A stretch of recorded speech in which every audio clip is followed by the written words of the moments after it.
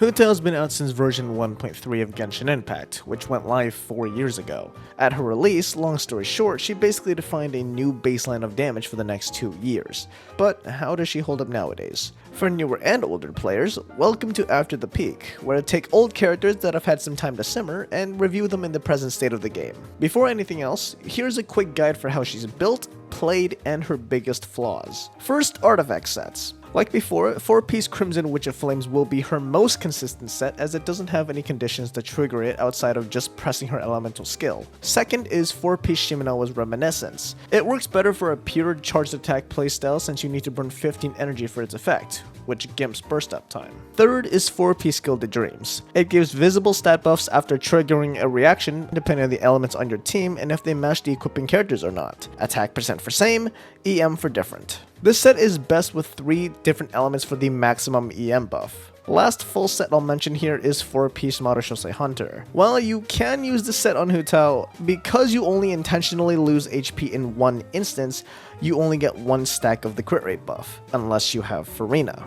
Farina's self-drain mechanic can easily stack the effect of this set, and therefore cuts the amount of crit rate you should build for by 36%. In the meantime though, any 2 sets of pyro damage bonus, normal charged attack damage bonus, HP percent, EM, or attack percent can work if you don't have any of the 4-piece sets I mentioned. For main stats, you're mainly looking for HP pyro damage crit or EM pyro damage crit. The difference between the two is really small and gets even smaller when you're looking at substats. Speaking of, the big stats you're gunning for are crit percent, HP percent, EM, and attack percent.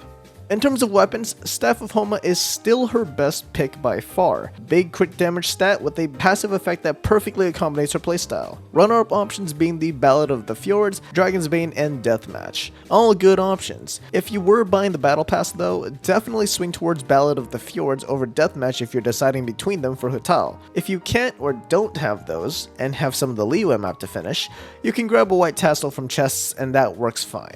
Hutao's main playstyle involves using her skill that burns some of her HP to infuse her normal charged and plunging attacks with pyro. It also buffs her attack by a percentage of her max HP, so the main goal is to use her charged attacks to trigger Vaporize a lot within the 9 seconds of uptime her skill gives. Her burst is more of a panic option for when you need to heal her. When you do use it, you'll be healed based on the number of enemies you hit. One thing about that though is that one of her passives gives her a 33% power damage bonus when she's under 50% max HP, so you wouldn't want to heal her unless absolutely necessary, or your buffs outweigh the 33% it gives. This playstyle is good and all, but there are a couple of flaws. First is that she drains her HP when using her skill. The amount cut will be based on current HP and is never lethal, but it immediately presents a skill wall. If you can't sufficiently dodge incoming hits, you'll eat shit real quick. Second, her charged attacks will burn stamina at base form, so this not only means that her primary source of damage comes from burning stamina, but that you'll also need it to keep her alive. This is the biggest roadblock when it comes to playing hutao, needing to learn combo inputs to make sure you can dish out the most damage possible while also keeping her from crumpling. Your main solutions?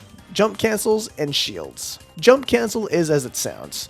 Jump out of her charged attacks to negate burning the second chunk of stamina that you'd otherwise use to dash out of it. I get that it is a solution, but my god, it gets annoying to do after a while. Shields, well, keep you from taking external damage and her passive buff active without the need to worry, assuming the shield is thick enough. If that wasn't enough for you, you can pull for her first Constellation, whose C1 makes it so your infused charged attacks don't take stamina anymore, and because of that, dash canceling becomes a better tech for her to do more damage. I'm saying this as someone who has used C0 Hutao for a good 2 years before finally upgrading her in 4.1.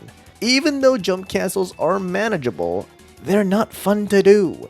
So C1 makes her easier to play, and on top of that, can allow you to do more damage because of her just attacking faster. Speaking of her first Constellation, the rest of them aren't the biggest improvements to her base moveset and viability. C2, 3, and 5 all amount to small damage buffs. C4 gives your entire team some crit rate except for Hu herself. And C6 is to go even further beyond. When she goes under 25% of her max HP, Hutao gets 100% crit rate, 200% all resistance, and more interruption resistance. Even though I say that, her last constellation is unnecessary as all hell. She works fine at C0 and is pretty much as perfect as she can be at C1. As of version 5.1, Hu is still great at doing damage, as she defined the older baseline of damage coming with a relatively simple playstyle. That is, until Neuvillette, and more notably in this case, Arlecchino redefined it again. I'll be honest, Arlecchino is better in terms of damage output. She comes with higher scalings, mechanics that are easier to manage, all the while being completely self-sufficient. Because she has to be. You don't need to pick up an impactful constellation for her to not feel like garbage to play because she's amazing out of the box. Nor do you need to manage your stamina anywhere near as intensely as you would for hutao. Only point of concern for Arlecchino's gameplay is that she can only be healed by her own burst. But that's not too different from how hutao usually wants to play anyways. The bigger part of it all is that Arlecchino just laps Hu's damage while you have an easier time playing her. Of course you don't need Arlecchino's level of damage to clear content, and hutao is still perfectly serviceable. But if you were deciding between the two, there are some things to think about. Now, a better point of comparison is Xiangling, who's given to you for free after you clear 33 of the Spiral Abyss. I mean, it's not an exaggeration to say that Xiangling is still a top tier off-field DPS. The very fact that she can snapshot buffs and work from off-field gives her the edge in most situations. Supports will always win in value over main DPS, since those can always be replaced by someone who does more on-field damage. Xiangling has been that character that always comes back no matter how much the game has tried to move away from version 1 meta. The best thing about her is that you'll already have her. She does have a milestone constellation with C4, but it's not unreasonable to assume that you already have that with how many banners she's been on. Xiangling's damage shouldn't be slapped on with how close it is to hutao's. That is pretty much it for hutao's main competition. Some characters like Diluc and Yoimiya could be considered, though in Diluc's case, it's a niche playstyle that involves super buffing him for his plunge attacks.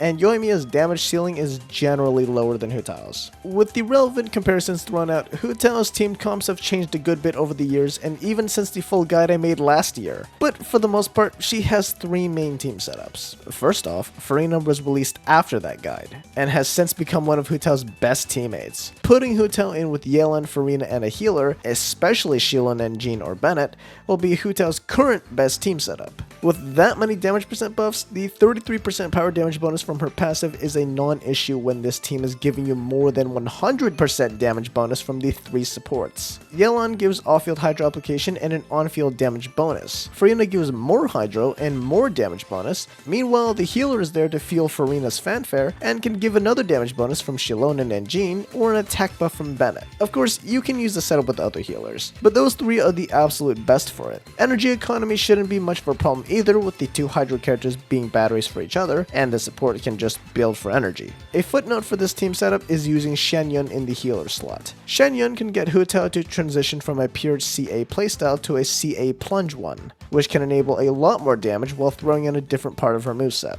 A team you can use if you don't have Furina is with Xingqiu, Yelan, and Zhongli. Xingqiu and Yelan are great with off-field hydro application and can regenerate energy for both of their bursts. Xingqiu can fill the role of sub-healer with his rain swords and give interruption resistance. And of course, Zhongli brings the fattest shield known to man and some nearby enemy resistance reduction. This team was so good, it became the hutao team for a good time, and is still pretty good for what it is. Hutao is not exempt from being able to abuse the power of 4-piece VV. This team archetype is good, but most definitely harder to execute with fewer characters to actually facilitate it. For as simple as it sounds, you know, a team formation of Hydro, Animal, and another Pyro, swirl the Pyro, and spam Vaporize. The pieces that you need for it to work don't always fit together nicely. Take for example using Xingqiu as your Hydro applicator. His orbital rain swords will just passively apply Hydro on the enemy just by standing next to them, which can get rid of the Pyro aura that you need to be able to swirl it. Which means your Hydro damage can get a buff, but obviously you want hutao's damage to get buffed. It's for this reason that while using VV can net you a good damage buff,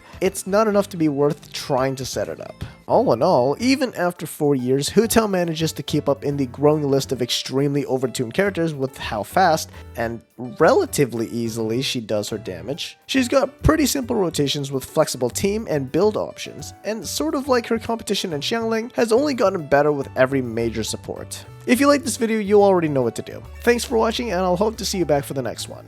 Until then, see ya.